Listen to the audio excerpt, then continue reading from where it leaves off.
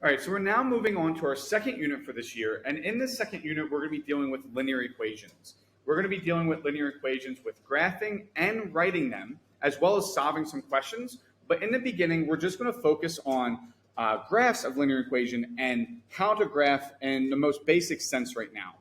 All right, so that's what we're focusing on in this video in our first unit, our first section. In each of our sections, we're going to have learning objectives. And at the end of our video, this is what we hope to know. We don't need to master it by then, but it's just something that we would have an understanding of how to solve so we can do questions together in class, or that you can come with questions of what you didn't understand in the video. So all of these learning objectives are something you should come back to at the end of the video to see, did I understand this? Did I learn this? And if not, what are some questions I still have on it? All right, and our learning objectives for this video is students will know what a linear equation is. So now that we're talking about this, what exactly is a linear equation? That's something that you will have to know. Then you'll have to know that solutions to a linear equation form a graph that is a straight line. And that's something that you're going to be learning about really soon of what a linear equation is. But this one here, the second one, is one that is really, really important that you must understand. And then the third thing that we'll know is how to substitute values for x to generate a graph. So we're going to learn just the most basic way of graphing a linear equation today, and that's just going to be through substituting values for x and then using that to generate a graph. One of the things I want to bring to our attention is now we're going to be dealing with an x and y. So most of our equations are going to be dealing with two variables of x is, say, equal to x, or y is equal to x plus 1. We're going to have multiple variables now, and that means when we're graphing, we're going to be graphing on our coordinate plane, which will have our y and our x axis. So we're no longer just dealing with one variable, we're now going to be dealing with multiple variables. All right, so one of our learning objectives is, what is a linear equation? And a linear equation is an equation whose graph is a line. So it forms a line. Our equation, a linear equation, forms a line. It has the word line in our linear equation, so it's telling us it's forming a graph that is a line. And one of the things, like I said, is very important for you to understand, and we're going to discuss further on in this video, is the points on the line. So when we graph, all the points that fall on that line are solutions to that given equation. All right, and remember, they form a line. So yesterday, or when you guys were doing problems before, if you made a graph that looked like this versus the second graph that you guys may have done that looked like this one would be a linear equation because it forms a graph that is a straight line, where this one actually forms what's called a parabola and is not a linear equation, and it's something that we will learn in the future as well. So whenever we're dealing with linear equations, we know that the graphs of them will form a straight line. All right, so we're now going to go over an example of how to graph a linear equation. And in this example, we're going to show you just one method, and we're going to cover the second and third learning objective. So for now, until we learn how to graph in other ways, we're going to create a table. So if you're given an equation to graph, what you'll do is you'll create a table, and you'll have your x values and your y values. And we're going to generate and pick any x values that we want to substitute in. Now, we can pick any values that we want. Sometimes we might have to be a little bit more strategic depending on if this x is being divided by a number. But if it's not being divided by any number, I suggest that you pick -2 to +2. They're just the easiest and smallest numbers for us to work with.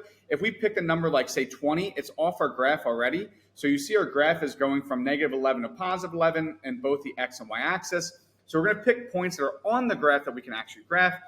And then 0 is the easiest, and 1's the easiest to multiply and add with as well. So we're just going to go ahead and pick the easiest numbers.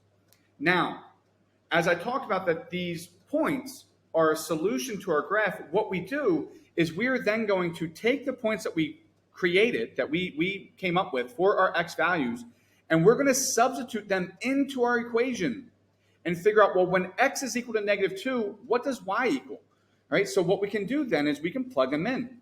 Y is equal to -2 times -2 plus 1. So we know that this is our equation. Y is equal to -2x plus 1. Well, we're saying when x is -2, what does y equal? And -2 times -2 is +4, plus 1 is equal to 5. So that means that when x is -2, y is equal to 5. And it generates an ordered pair of -2, 5, because our x goes first and our y goes second. So it generates an ordered pair of -2, 5.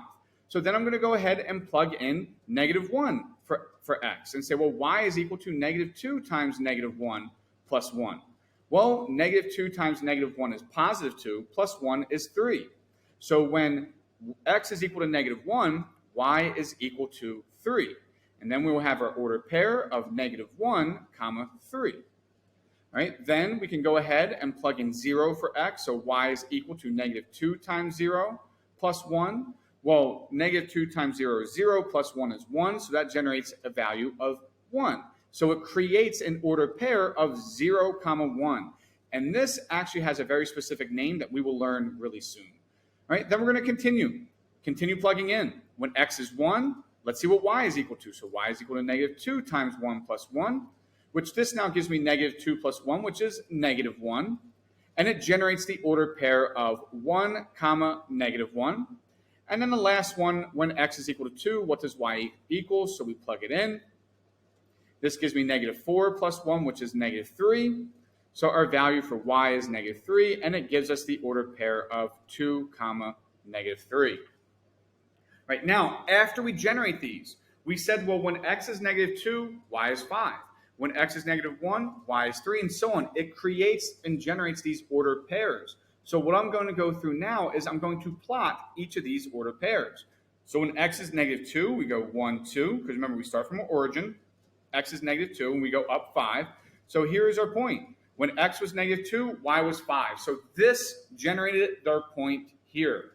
When x is -1, y is 3. So here's -1, y is 3. It generates that point. When x is 0, y is 1. So it generated a point there.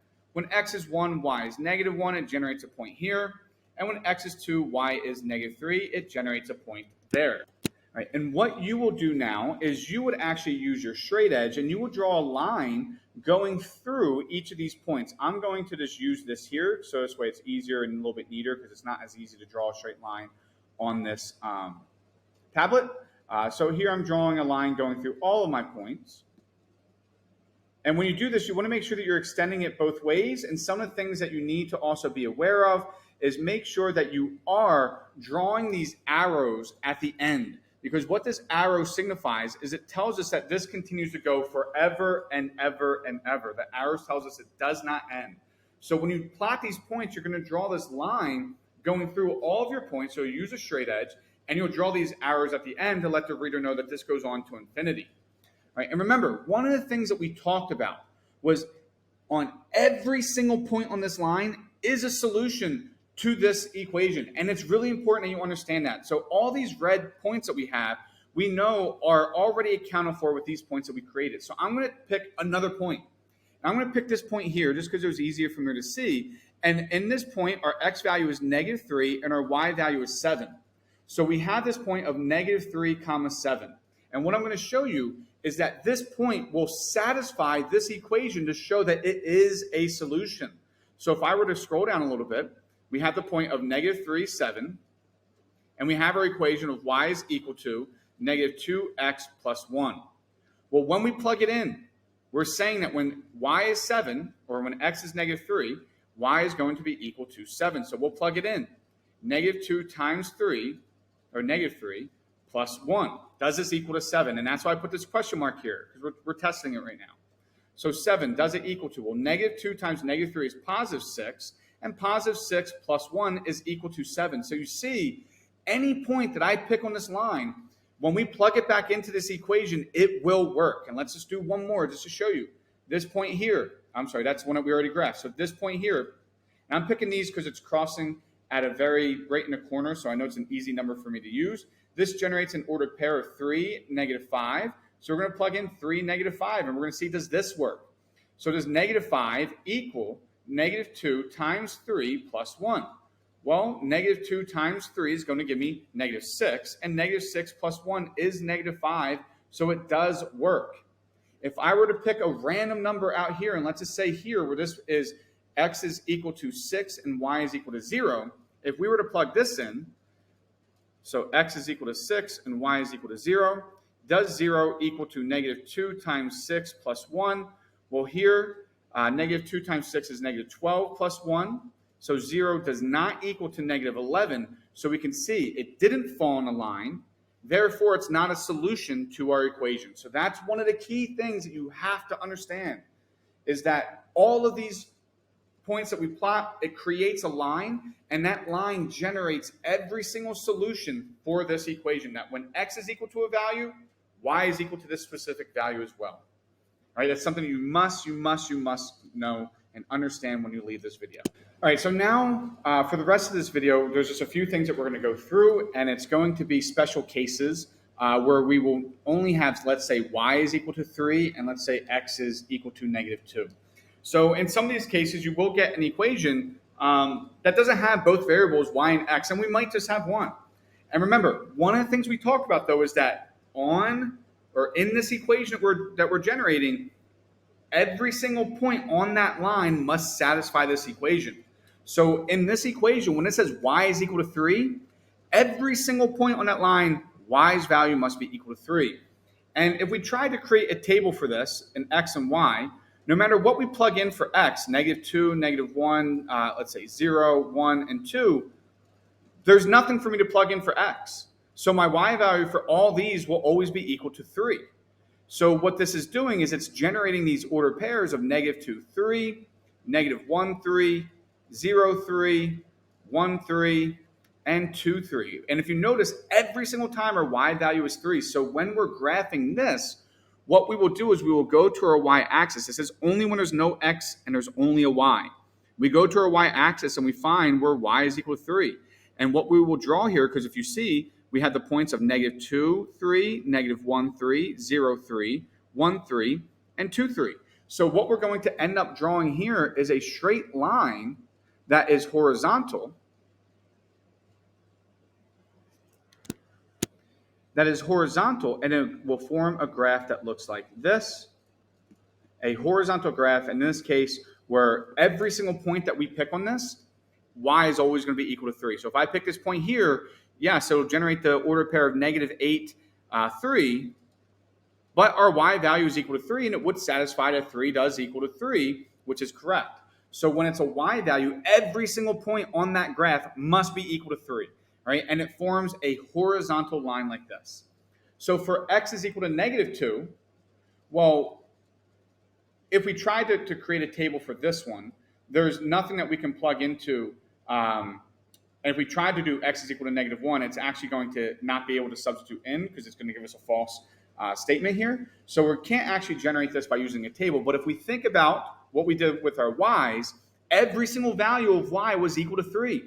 So in this one, every single value of x needs to be equal to negative 2. So I'm going to go on my x-axis, where x is equal to negative 2, and I can start plotting these points where here my x value never changes. My y value can change all at once, but my x value must remain negative 2. So you see, I now have a point there where all of my values are negative 2, and I can go ahead and draw this, which is now going to form a vertical line going up and down, where every single point on this graph, x is equal to negative 2. So if I were to pick this point here, it will give me the point of negative 2 comma 6, which if we were to substitute in, negative 2 is equal to negative 2, so it does work. So in our y is equal to, it forms a horizontal graph, and in our x is equal to, it forms a vertical graph. All right, and it's important that if you just understand that in our graph, it satisfies, every point on that graph satisfies our equation, that'll help you when you're graphing these, because we know if I graphed anything like this here, well, my x value changes as I move left to right, so I know it will no longer satisfy that equation of x is equal to negative 2. Same thing, if I were to graph anything like this, that changes as we move up and down, our y value will change, which then tells me I'm not creating a proper graph. All right, so that's why it's important that you guys understand that these points on our graph actually give us solutions. And that is it for this video.